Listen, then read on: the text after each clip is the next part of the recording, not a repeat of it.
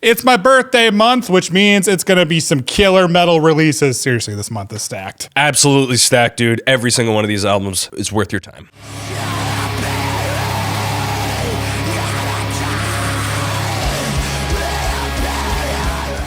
This gift is a curse, Heir. A harrowing journey through the crossing grounds of black and sludge metal. Think Cult of Luna if they were a black metal band. Pretty cool.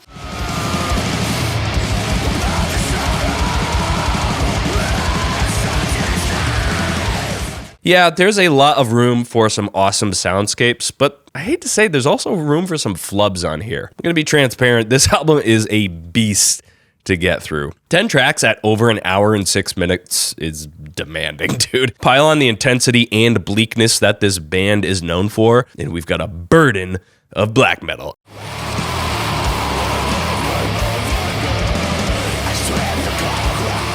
If you enjoy melodic black metal with sludge tendencies, I think you're gonna dig this. It's really hard to envision a world where I replay this whole thing from front to back, but at least I know a few of these songs absolutely belong in a blackened sludge playlist.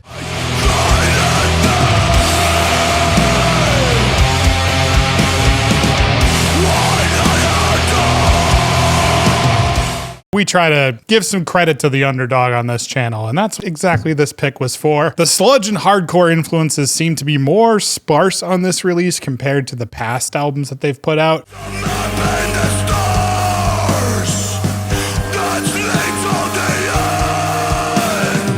6 years after their A Throne of Ash, they delivered a lengthy but also very intense record. The opening onslaught of Kingdom sets the tone, dude. Relentless blast beats and tremolo riffs. While the band does stretch out on the longer tracks, it's the sheer force of the black metal on this album that does dominate. Cosmic Voice also stood out to me. Its mechanical rhythm and warped synths echoing that twisted industrial vibe, really cool. I think they found their stride in this much more darker and focused direction. I think they could remove some bloat, but it's a pretty killer record. Definitely check it out.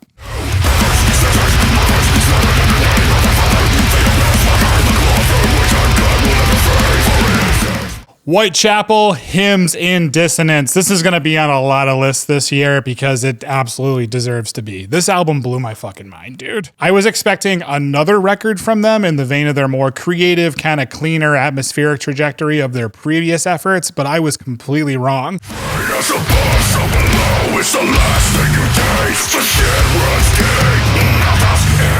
This record is obnoxiously brutal in the best way. Whitechapel's Hymns in Dissonance is a welcome sledgehammer to the goddamn dome.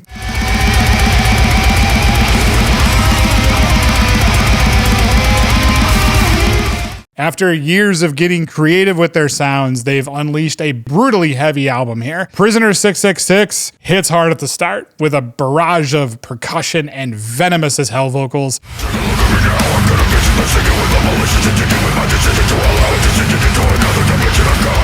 This record is just calculated aggression through and through. They know exactly what they're doing, when to deploy crushing riffs, and when to add the touch of melody. While I loved what they were doing on the last couple of albums, this album is a reminder of what made them exciting in the first place. They've rediscovered their teeth here, and goddamn it hits hard. Album of the year contender for me. That's why I think it's hard to keep up with all these, you know, young fucking metal and deathcore bands and stuff, because it's just, back then when you have that young rage and hatred and drive, it's so easy to just let that brutality flow out of your fucking fingers. But yeah.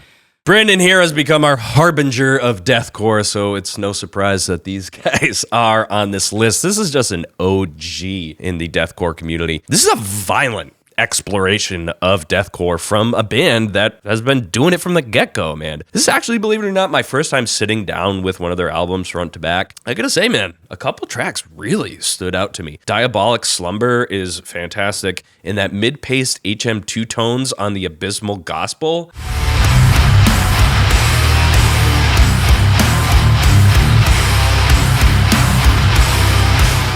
It's albums like these that really help me to warm up to deathcore by realizing it's not just an ego contest for the lowest growls or the slowest breakdowns. There's some genuine talent in this subgenre, and Phil's vocals, dude.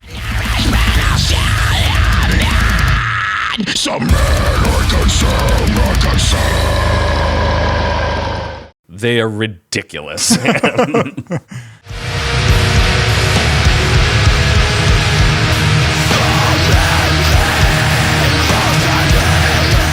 Collapse, their self-titled record, a sophomore record from the Swedish band. They have been active for the last couple of years, with their debut record receiving some mixed reviews. The origins for this band actually start with a hardcore band from Sweden called Hearts Alive. Members of that group went on to form Collapse, and that hardcore DNA, it's there in this band.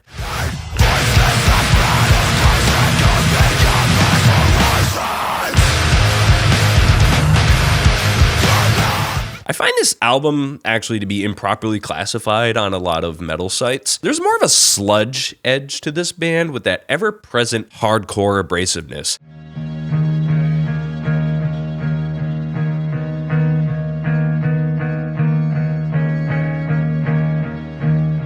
This collision of atmospheres actually reminds me of early Cult of Luna, Isis, Neurosis. An easy contender from Album of the Year for me, man. This one's gonna get multiple spins from me.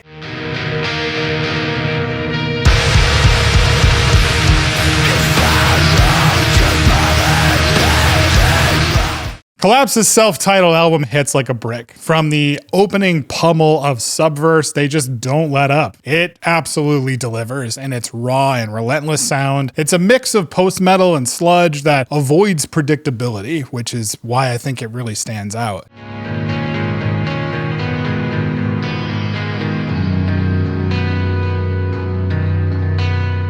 Catharsis digs deeper, layering crushing riffs with Daniel Wallenborg's intense vocals. They are masters here in shifting dynamics, which is what you want in post-metal.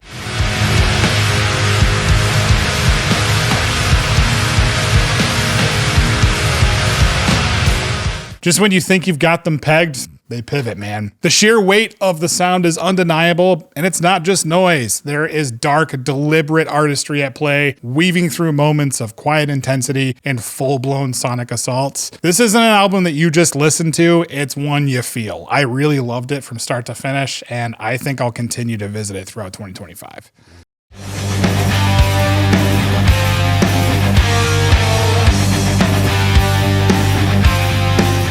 Nite, Cult of the Serpent Sun. This band has always been really goddamn good to me, but honestly, they haven't grabbed me in a way that makes me want to spin their records over and over again. I'm happy to say that this album totally changed that.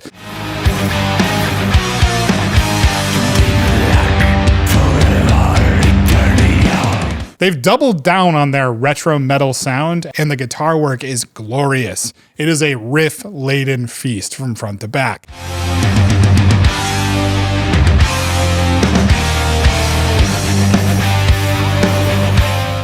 Skull throws down Grand Magus-style grandeur, while Crow, Fear the Night delivers pure, unadulterated metal magic.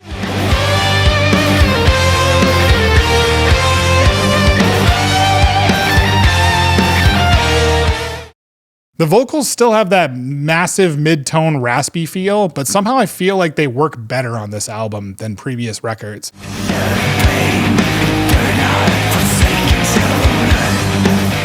They had character where they once were more of a percussive instrument before. This feels like the best mix between bands like Merciful Fate and then the modern take with bands like Tribulation, with a dash of 80s vibes thrown in throughout.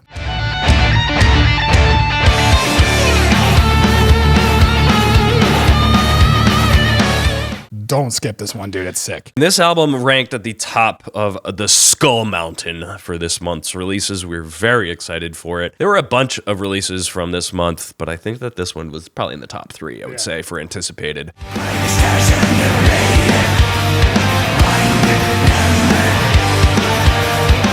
As mentioned by my forge mate here, Nite has played a major part in this wave of American blackened heavy metal, alongside often compared bands like Cloak and Dawnbringer, and even a dash of their West Coast homies in Unto Others. Yeah, there's some similarities there.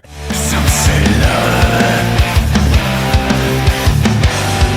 is the answer. Nite knows how to balance an assortment of tropes from traditional heavy and black metal, creating a slew of accessible tracks that'll get stuck in your head for days. Top tracks include the aforementioned Skull and Tarmut. One of the best songs of the year might be their mid-paced black metal ballad, The Mystic.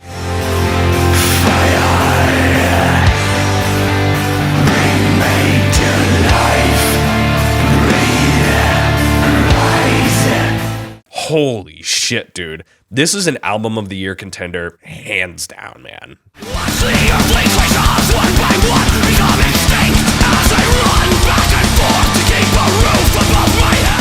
Warbringer, Wrath and Ruin. Warbringer leans into a profound, pessimistic view of the future, all while maintaining that delicate balance between aggression and mid-paced, neck-wrenching riffing. The kind of world is not possible.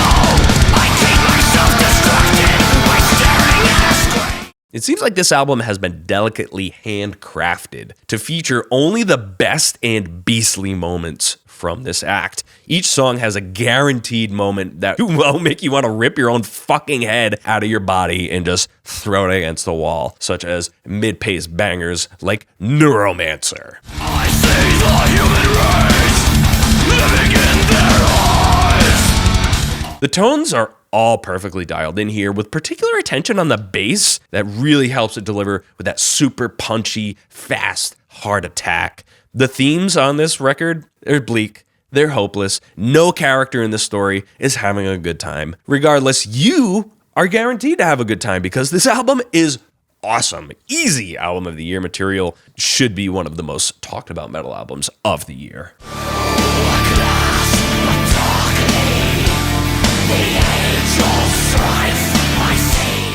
You know what's funny is we almost never cover thrash releases, and that's how good this record is. Warbringer's Wrath and Ruin proves they're still a thrash force. Sure, they've matured, but that doesn't mean that they've lost their edge. In fact, it's the opposite. A Better World delivers a barrage of riffs and John Kevil's vocals blending social commentary with pure headbanging energy. So I wanted to write the song from the angle of like the Shadow Order telling the agent what they're gonna do.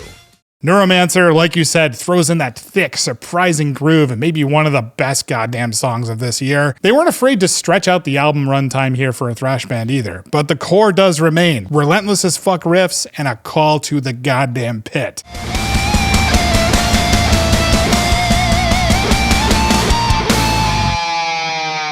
While some tracks do run a little bit long, the album is a fucking blast. It's a reminder of thrash's enduring appeal.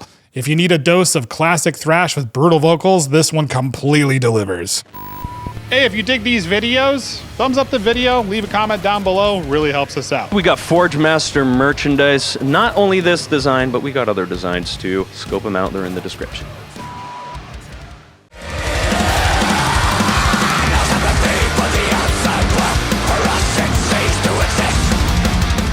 Dessiderium, Keys to the Palace. This record took some surprising turns, trading bleakness for a sense of childhood whimsy. The album cover looks nothing like what you get inside. It's a surprisingly brutal record at times. Just look at this album, it doesn't really fit.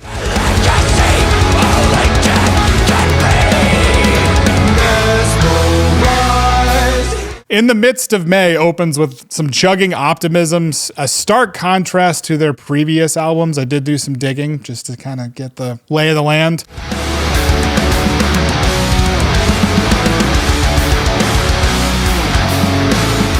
The album does explore the tension, though, between nostalgia and the harsh realities of adulthood. Pollen for the Bees showcases Haddad's complex songwriting, blending heaviness with a touch of black metal. The record is a cathartic journey, a reflection on growth and the acceptance of imperfection.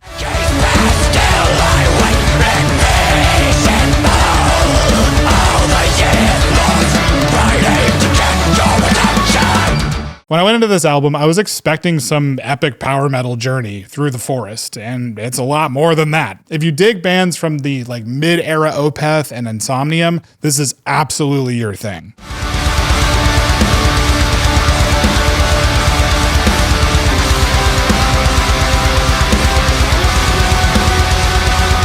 this album goes head to head with acts like Charlie Griffiths, Steven Wilson, and even Disharmonia Monday to a degree. This is my first run with this solo project, so I really had zero expectations outside of the surface value stuff like the album cover, which I expected a power metal record, really.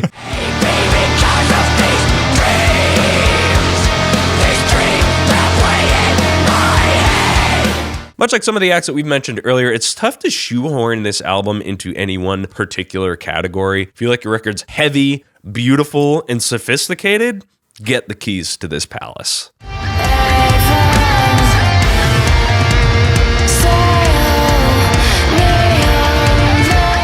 Dawn of Ouroboros, Bioluminescence. This band has showcased a strong trajectory with their third outing here. They have caught our attention with their second record, which turned out to be a strong contender throughout that year.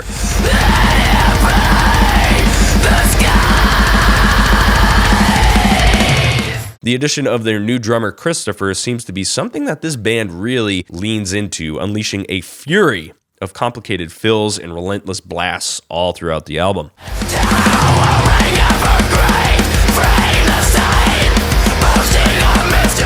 There are a few outstanding tracks on this record, like Static Repetition and Poseidon's Hymn. I love the mid-pace groove in that song in particular.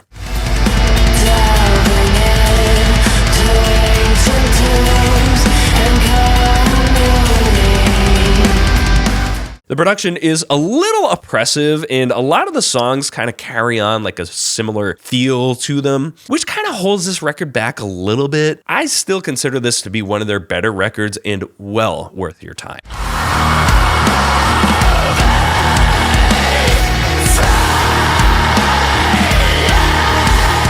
Dawn of Ouroboros defied expectations here. It's definitely a step up from their sophomore effort, in my opinion. Bioluminescence isn't just a black and death metal record either. It's vibrant and it's an evolving radiant organism.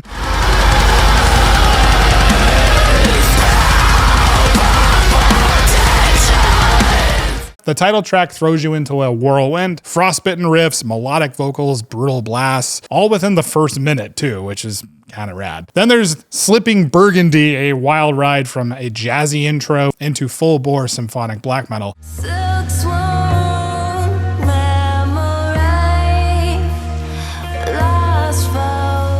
They are not afraid of complexity, and I think that's one of their strengths. Chelsea Murphy's vocals shift effortlessly here from snarling menace to siren-like melodies, and that's another big positive for the record as well.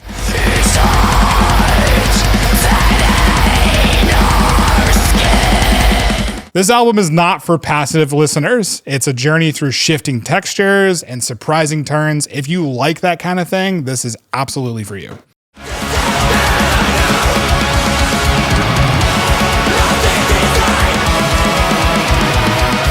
Another thrash record. Yeah, what thought? Weird.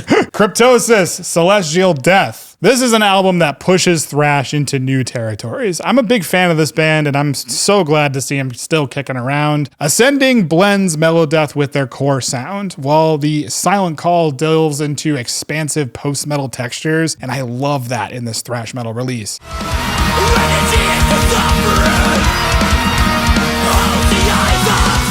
They've expanded their sonic palette with synths and mellotron, creating an otherworldly atmosphere and vibe on the record.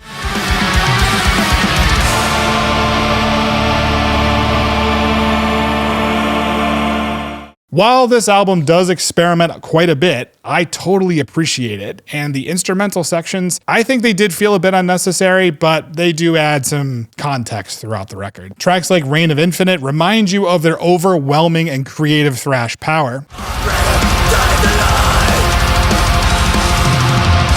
Celestial Death is a complex listen and totally demands your attention. Just like their previous efforts, this is a band that's forging a unique path with the thrash sound. They're not just playing thrash here, they're building something totally new, and it's fucking rad.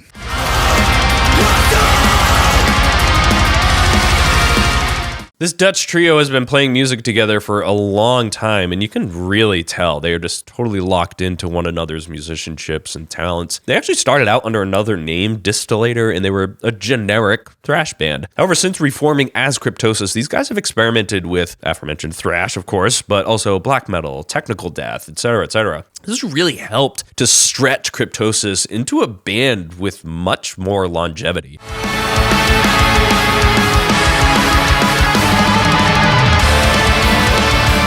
Songs like Static Horizon showcase a more straightforward black metal approach in its melody and structure, ending on a mid-paced symphonic passage that delivers the track to you on a static-coated silver platter.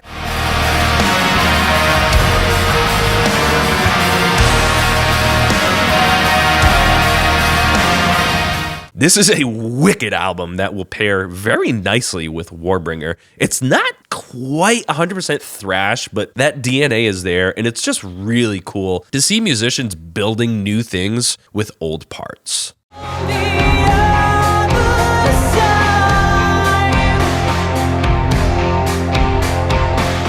Euphrosyne, Morris. It's funny, dude. I unintentionally stumbled onto this band via Metal Storm. According to that awesome site, their 2022 EP, Caress, is a clandestine cut from that year. I started there, and holy shit, dude.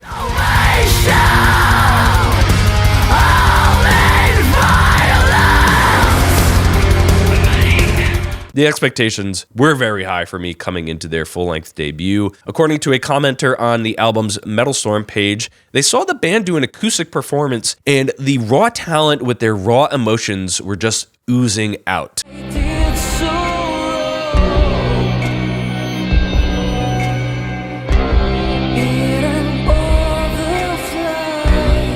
Well, thank you, Tintin B, for stealing the words right from my mouth. Dude, this album is astonishing. This band, hailing from Greece, is on its way to the top of my repeat listens for this year.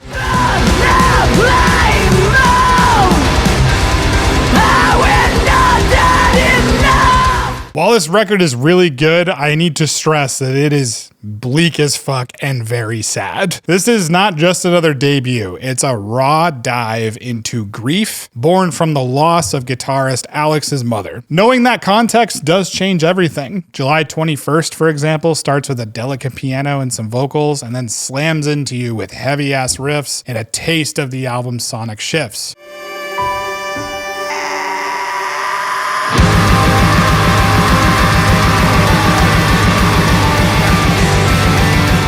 Ava's vocals have a powerful impact too, carrying the weight of the lyrics with some real feeling that makes you really get in there with the heavy emotions throughout. The band blends symphonic, black, and doom metal in a way that you just absolutely feel. Alex's melodic guitar work adds a ton of depth, while the rhythm section just holds it all together. The songs are very, very well composed, and I loved that.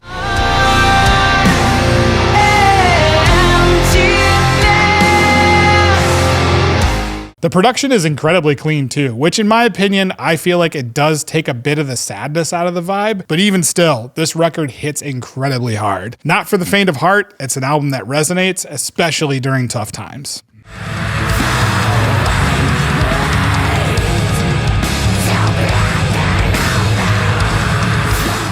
Wake, the return of Magik. This record feels like a sprawling fantasy novel in sonic form. They weave through genres with an easy confidence, crafting epics that just never drag.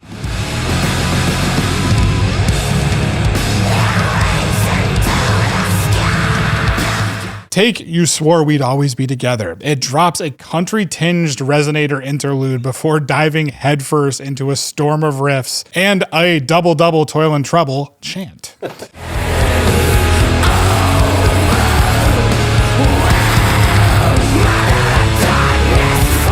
And then there's the title track, a blackened blast punctuated by hardcore barking. This isn't just genre hopping, it's fucking world building, dude, and it works very well. There is a spirit that walks among us, and it is living proof. The instance arrives. Wake pulls from death metal, sludge, and pretty much every genre, but it never feels like a checklist. Instead, it's a rich, dark tapestry full of unexpected turns, and I'm all here for it. After a decade and a half, they've returned with an album that's both massive and meticulously crafted, a fantastic example of their unique vision through and through.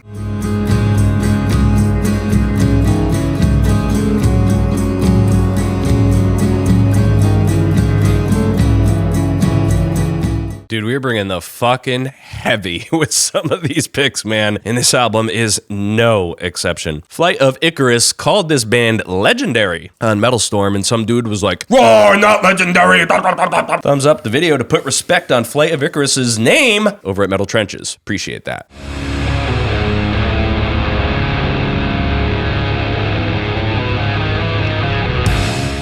This band has been around for a long time. They have a history of well-received albums, starting back in the 2000s. And then they had this 10-year hiatus before Return to Magik. And seems like people still care. Like, even after it's been a while since you put out a new record, people still absolutely care, you know? It's more than humbling for people like that to come here and want to write about the local bands.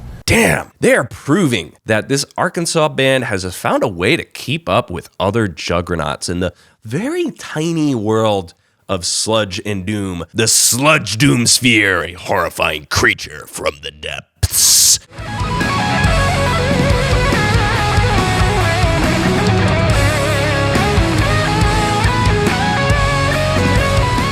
A wicked record, easily another one that is going to be multiple listens for me this year. Just so good. Love the chanting, love the indigenous sort of feel to that, man. This month was fucking stacked. We absolutely missed some records, so drop your favorites down in the comments below and thumbs up the video. It really helps us out. Go with the gods, Forge mates, for the magic has returned.